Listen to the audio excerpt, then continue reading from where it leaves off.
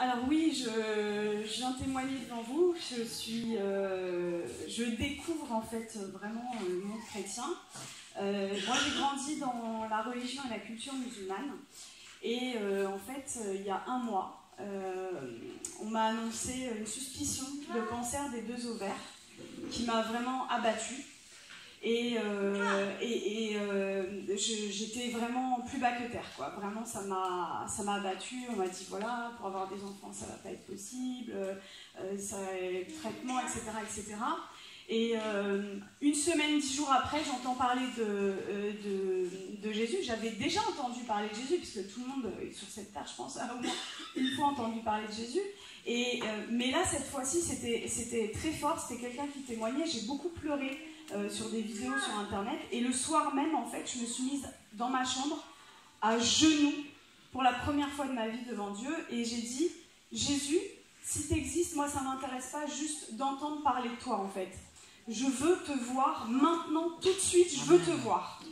Et je veux te voir d'une façon que plus jamais je puisse douter de toi. C'est vraiment ma prière, du plus fond de mon cœur, du plus profond de mon cœur. Et il est venu en fait. Il est venu et en fait, si vous voulez, dans ses yeux ne sont pas comme les nôtres, c'est-à-dire qu'il y a tous les univers à l'intérieur. Et il m'a transpercé en fait en plein cœur avec son amour. Et il m'a donné une envie qui, pour quelqu'un qui a grandi dans la culture musulmane, est incompréhensible. C'est-à-dire qu'il m'a donné envie d'être baptisée. Je ne comprenais vraiment pas quoi. Parce que, voilà, dans ma culture, le baptême, c'est quelque chose de... Et le lendemain matin, je me réveille, je cherche partout où est-ce que je peux être baptisée. Donc, je regarde les églises catholiques, protestantes, tout. Il n'y a rien qui me disait. Je dis, maintenant, oriente-moi, quoi. Et donc... j'ai rencontré Jésus le 11 juillet, le 13 juillet, j'étais baptisée. Amen. Et le soir même, je me retrouve dans ma chambre, et en fait, juste pour vous dire, j'avais des douleurs depuis 4 ans, tous les jours. Tous les jours, j'avais mal, en fait. Et le soir même, je me retrouve dans mon lit, et je commence à parler une langue où je comprends aucun mot. Et chez les musulmans, tout ça n'existe pas. Donc, j'avais jamais entendu parler du parler en langue, etc. Et j'ai parlé pendant 3/4 d'heure, 1 heure, une langue que je ne comprenais rien du tout. Et à la fin, ça s'est arrêté. Et là, mes douleurs, pour la première fois depuis 4 ans, disparues. Plus de douleurs. Là, je dis, ok, je suis guérie, je dois aller voir mon gynéco. Mardi 17 juillet, c'est-à-dire il y a 2-3 semaines, quoi. Je vais voir mon gynéco. Et il me dit, vous avez fait votre IRM, les marqueurs tumoraux, Et il me dit, alors c'est pas un cancer malin, mais c'est une maladie d'un stade très très sévère. On va opérer, etc. Et là, je le regarde et je lui dis, vous savez pas ce que je vais vous dire, mais je suis guérie. Je lui ai pas dit, je pense être guérie, je lui ai dit, je suis guérie. Et il a rigolé un petit peu, il m'a dit, parce que le déni de la maladie existe en médecine, quoi, chez beaucoup de monde. Et il m'a dit, allez, on va faire l'examen. Et donc, mardi 17 juillet, il me fait l'examen, il n'y avait plus rien en fait. Et sur mon ovaire droit, il y avait 2 images. Donc, il arrive sur l'ovaire droit avec la sonde et il me dit, ah, il y a 2 images. Et il me dit, ah, mais attendez, ce sont les follicules de maturation. Les follicules de maturation dans les ovaires, c'est ce qui donne les ovules en fait, pour la reproduction. Et moi, j'en avais plus. Et là, il retire la sonde, il me dit, allez, vous allez m'expliquer ce qui s'est passé. Je lui raconte que j'ai rencontré Jésus, etc. Et il me dit, bon, écoutez, parce que je suis médecin juste à côté de chez lui, dans le cabinet. Il me dit, bon, moi je vous crois parce que je suis juif, mais gardez ça pour vous. Et j'ai rigolé, je lui ai dit, je veux que le monde entier sache que Jésus est vivant. Je veux que le monde entier sache. Et comme disait André, je suis médecin psychiatre et addictologue, donc je m'occupe des gens qui vont pas bien, quoi. Et ma pratique, en fait, c'est pas qu'elle a changé, elle a été bouleversée. Au cabinet, et en fait, il se passe des délivrances, des guérisons, mais incroyables.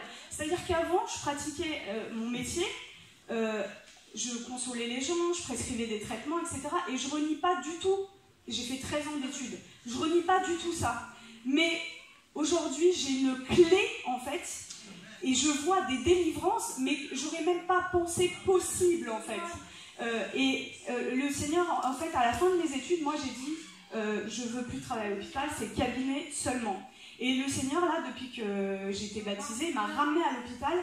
Et je vais juste vous raconter, parce qu'en fait, c'est ce que je voudrais vraiment, mon message, c'est que la vie chrétienne, c'est des miracles et des prodiges de Dieu tous les jours en fait. C'est ça la vie chrétienne normale et c'est ce que vous devriez tous vivre. Et si moi, avec ma famille, voilà, ils sont musulmans, c'est pas facile, mais si moi, en tant que médecin, en tant que musulmane, je prends le risque de parler de Jésus au moins 20, 30 fois dans la journée à des gens que je connais pas dans la rue, je vous encourage vraiment à le faire. Parce que c'est comme ça que le feu de Dieu augmente en fait en vous. Et je vais juste vous raconter en fait ma dernière garde à l'hôpital, dimanche, pas qui vient de passer, mais celui d'avant. Les infirmiers, ils n'y croyaient pas en fait. C'est-à-dire qu'on a passé une nuit blanche et il y a eu miracle sur miracle, sur miracle, sur miracle. Et je vous raconte juste un des cas, parce qu'il faut bien que je choisisse. Une jeune femme, 2e année de droit, qui arrive amenée par ses parents, en fait, mutique. Ça fait une semaine, elle n'a pas dit un mot, mutisme. Et l'infirmier vient me voir, on a passé une nuit difficile, parce qu'il y a eu beaucoup de cas, et il vient et me dit, bon, bah, tu vas voir, ça va être hyper facile, je viens de passer 1 heure avec elle, elle m'a pas sorti un mot. Et moi, dans mon cœur, je dis, mais c'est pas le projet de Jésus. Et j'arrive dans la chambre, je lui dis bonjour, je lui présente ma main pour lui serrer la main, et là, elle ne répond pas. Et intérieurement, je fais une prière de délivrance au nom de Jésus. Et là, elle commence à me parler normalement, mais vraiment normalement, quoi. Et l'infirmier arrive 5-10 minutes après, il ouvre la porte et il nous regarde, et au lieu de venir s'asseoir à côté de moi, parce que quand on voit un patient, en fait, le médecin et l'infirmier sont à côté, il va au fond de la chambre, il croise les bras, il nous regarde. Et je vois, il se gratte la tête.